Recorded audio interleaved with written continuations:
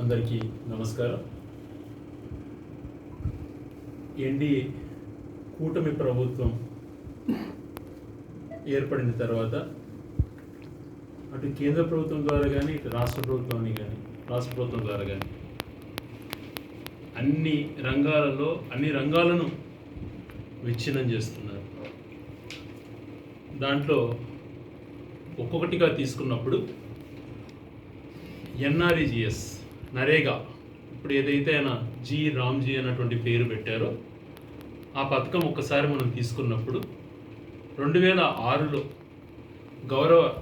ఈ రాష్ట్రంలో ఎంతో మేలు చేసినటువంటి గౌరవ రాజశేఖర రెడ్డి గారి ఆధ్వర్యంలో అత్యంత కరువు ప్రాంతమైనటువంటి దేశంలోనే అత్యంత వెనుకబడినటువంటి ప్రాంతము అని చెప్పి అనంతపురం జిల్లాను తీసుకొని ఆ రోజు గౌరవ మన్మోహన్ సింగ్ గారు ప్రధానమంత్రిగా ఆ స్కీమ్ను ప్రారంభించడం జరిగింది.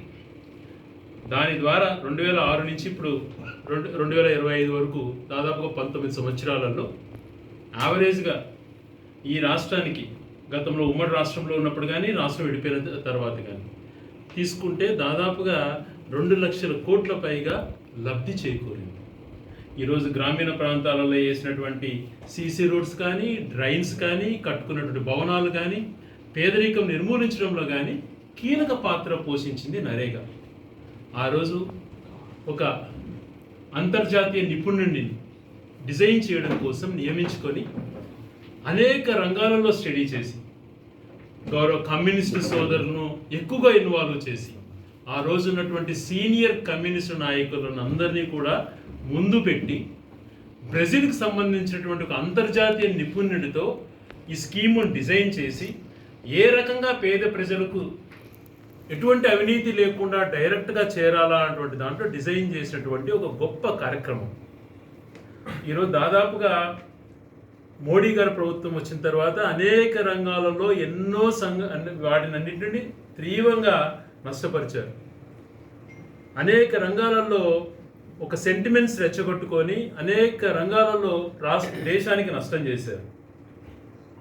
మొన్న రీసెంట్గా కూడా చూసాం, నెహ్రూ గారు 16 సంవత్సరాలు పరిపాలన చేస్తే ఈ రాష్ట్రానికి సంబంధించి కానీ ఈ దేశానికి సంబంధించినటువంటి అంశాలు తీసుకున్నప్పుడు ఇస్రో ఈరోజు ప్రపంచవ్యాప్తంగా పేరు పొందుతున్నటువంటి మన శాటిలైట్ టెక్నాలజీని ఆ రోజు ఆవిష్కరించబడ్డాయి.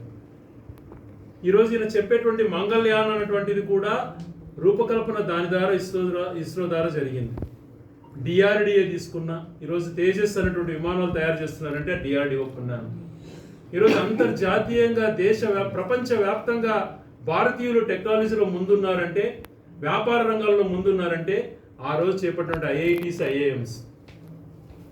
అలాగే మన విశాఖపట్నం స్టీల్ ప్లాంట్ తీసుకోండి, గెయిల్ తీసుకోండి, ఎయిమ్స్ హాస్పిటల్స్ చరిత్రలో ఈరోజు చాలామందికి వైద్యం దగ్గరగా ఉందంటే ఎయిమ్స్ లాంటి ఇన్స్టిట్యూషన్స్ అన్నీ కూడా ఆ రోజు ఆయన 17 సంవత్సరాల పరిపాలన చేశారు.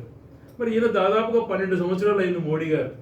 ఇప్పుడు చూస్తే కొత్తగా ఏం చేశారు లేకుండా ఆ సంస్థలన్నింటినీ అమ్ముకుంటా పోతున్నారు. ఈరోజు ఇన్ని రోజులు ఎవరు ఆయన ప్రశ్నించలేదన్నటువంటి దాంతోనో ఏమో రకపోతున్నాడు. ఈరోజు ఈ నరేగా స్కీమ్ అనేది తీసుకుంటే ఎంత నష్టపోతున్నాయి రాష్ట్రాలన్న ఆవేదనతో మేము మాట్లాడుతున్నాం. ఈరోజు కీలించుతా వైసీపీలో తాట తీస్తా అని మాట్లాడేటువంటి ఈ కూటమి నేతలు వద్దామంటే వైసీపీ ప్రభుత్వంలో ఏదో జరిగిపోయింది అనేటువంటి మాటలు మాట్లాడుతున్నటువంటి గౌరవ చంద్రబాబు నాయుడు గారు ఆయన మద్దతుతో ఈ కీలెర కొడతా అన్నటువంటి మద్దతు అయినటువంటి జనసేన నాయకుడు ఆధ్వర్యంలో వీళ్ళ మద్దతుతో నడుస్తున్నటువంటి ఎన్డీఏ ప్రభుత్వంలో రాష్ట్రాలకు ఇంత అన్యాయం జరుగుతున్నా నోరు మెదపలేనటువంటి స్థితిలో వీళ్ళు ఉన్నారు అని అంటే వీళ్ళని ఏమనాలి? వీళ్ళ ప్రయోజనాలే వీళ్ళకు ముఖ్యం, వీళ్ళ యొక్క అధికారమే వీళ్ళకు ముఖ్యం. ఒక సినిమాలలో డైలాగులు చెప్పినట్టు ఒక విలన్లు మాట్లాడుకుంటున్న విధంగా తాట తీస్తా తోలు తీస్తా అంటున్నావు. తోలుది తప్పు చేసిన వారు చేస్తున్నటువంటిది ఎవరు? మీ ప్రభుత్వంలో ఉన్నటువంటి మీ యొక్క నాయకులు, మీ శాసనసభ్యులే. ప్రశ్న అనేది లేదు. మంత్రులతో సహా అందరూ వాళ్ళ యొక్క బిహేవియర్ ఒక్కసారి ఆలోచన చేసుకోమంటున్నాయి కుటుంబ ప్రభుత్వాలు.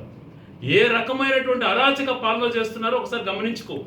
జరుగుతున్నటువంటి రౌడీజం నీ హయాంలో జరుగుతుంటే ఇంకా వైసీపీ వాళ్ళను పేర్లు వాడుకుంటూ నీ యొక్క పబ్బం గడుపుకోవడానికి చేస్తున్నారు. అటువంటి మాటలు మాట్లాడేదానికన్నా ఈ రాష్ట్రానికి జరుగుతున్నటువంటి అన్యాయాల గురించి భాగస్వాములైనటువంటి పార్టీ మీరు ఎందుకు ప్రశ్నించలేకపోతున్నారు అని చెప్పి ఈరోజు అడుగుతున్నాను. ఎన్ఆర్ఈజే నరేగా మహాత్మా గాంధీ పేరుతో సృష్టించబడిన ఆ పథకాన్ని పేరు మార్చారు, స్కీమ్ నిర్వీర్యం చేస్తున్నారు. దాదాపుగా ఈ రాష్ట్రానికి ఇంతకుముందు చెప్పిన విధంగా ఈ 19 సంవత్సరాలలో 2 లక్షల కోట్లమైన అభివృద్ధి కార్యక్రమాలు కానీ డైరెక్ట్గా లేబర్ వేజ్ కాంపోనెంట్ కానిపోయింది. దాదాపుగా ఒక వేజ్ కాంపోనెంటే ఈ 16 సంవత్సరాలలో ఈ తెలుగు ప్రజలకు వచ్చినటువంటి లబ్ధి దాదాపుగా 60,000 కోట్లు పైగా. పేదరికం దాదాపుగా తగ్గింది. దాదాపుగా 100 రోజులు పని దినాలు ఆ రోజు పెడితే ఈరోజు 120 పని దినాలు అనేటువంటిది భ్రమ కల్పిస్తూ ఆ స్కీమ్ని నిర్వీర్యం చేస్తూ గతంలో ఏదైతే వేల మంది ఒక రాయచోటి నియోజకవర్గం ఒక ఎగ్జాంపుల్, రాష్ట్ర వ్యాప్తంగా అనేక నియోజకవర్గం డిఫరెంట్గా ఉంటాయి, ఇక్కడ యొక్క పూర్తిగా అవగాహన నాకు ఉంది కాబట్టి 30,000 పైగా 4 నెలలను పనిచేసేటువంటి పరిస్థితి. సమ్మర్లో అలయన్స్ వచ్చేది. వాళ్ళు పనిచేసేటువంటి దానికి ప్రతి రూపాయి కూడా కేంద్ర ప్రభుత్వం 100% చెల్లించేటువంటిది గతంలో ఉన్నటువంటి స్కీమ్లో ఒక థింగు. మెటీరియల్ కాంపోనెంట్ అంటే ఈ డ్రైన్స్ కానీ సీసీ రోడ్స్ కానీ ఇతర రహదారులు కానీ నిర్మించుకోవడానికి మెటీరియల్ కాంపోనెంట్ని 75-25%గా ఉన్నింది. దాదాపుగా 90% కేంద్ర ప్రభుత్వం రెండు యావరేజ్గా కంపేర్ చేసుకుంటే వేజ్ కాంపోనెంట్ కానీ లేబర్ కాంపోనెంట్ కానీ దాదాపుగా 90-10 నిష్పత్తితో ఉండేది. దాన్ని ఇప్పుడు 60-40 అని చేసావు. కూలీలకు ఇచ్చేటువంటిది పూర్తిగా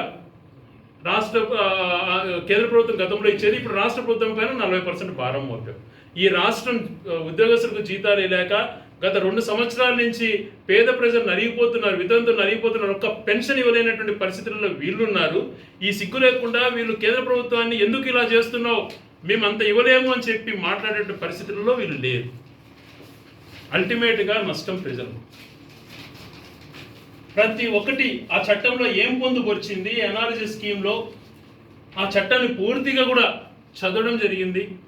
రాబో రోజులలో ఈ రాష్ట్రానికి ఎంత నష్టం జరగబోతుంది అనేది కూడా దీంట్లో తెలియడమే కాకుండా లోకసభలో మా పార్లమెంట్ సభ్యులు అవినాష్ రెడ్డి గారు కానీ మిథున్ రెడ్డి గారు కానీ మిగిలిన వైఎస్ఆర్సీ పార్లమెంట్ సభ్యులు దీనికి తీవ్రంగా కూడా వ్యతిరేకించి కూడా మాట్లాడారు. ఏ సంవత్సరంలో అట్లా తీసుకున్నప్పుడు ఓవరాల్గా ఖర్చు పెట్టుకున్నప్పుడు 2006 నుంచి ప్రతి సంవత్సరానికి సంబంధించి మెటీరియల్ కాంపోనెంట్ కానీ వేజ్ కాంపోనెంట్ కానీ ఎన్ని వేల కోట్లు మనకు మేలు జరిగింది, ఈ ప్రజలకు ఎంత మేలు లబ్ధి చేకూరింది అన్నటువంటిది ఇక్కడ ప్రతి ఒక్కటి కూడా ప్రతి సంవత్సరానికి సంబంధించిన అన్నీ కూడా మీడియా సోదరులకు నేను ఇస్తాను. ఆ కాగితాలు ఏదైతే లోకసభలో వాళ్ళు ఇచ్చినటువంటి కాగితాలు అన్నీ కూడా మీకు అన్నీ కూడా చేర్పిస్తాను. రాబో రోజులలో పని కల్పిస్తామన్నటువంటి దాంట్లో పరిస్థితుల్లో కూలీ రాష్ట్ర ప్రభుత్వం ఇది మాకు 40% భారం పడుతుంది. సంవత్సరానికి దాదాపుగా 8,800 కోట్ల పైగా ఈ స్కీమ్ నడుస్తుంది విడిపోయినటువంటి రాష్ట్రంలో ఇప్పుడున్నటువంటి ఆంధ్రప్రదేశ్లో. అందులో 10% ఆంధ్రప్రదేశ్ కాంట్రిబ్యూషన్ 800 కోట్లు. ఆ 800 కోట్లు రాష్ట్ర ప్రభుత్వం ఎప్పుడు కట్టక ప్రతి సంవత్సరం అన్ని కూడా డిలే అయ్యేటి పేమెంట్స్. ఈరోజు రాష్ట్ర ప్రభుత్వం 3,600 కోట్లు జమ చేయాల్సిన పరిస్థితి. ఈ జమ చేస్తే కానీ కేంద్ర ప్రభుత్వం నిధులు రిలీజ్ చేయదు.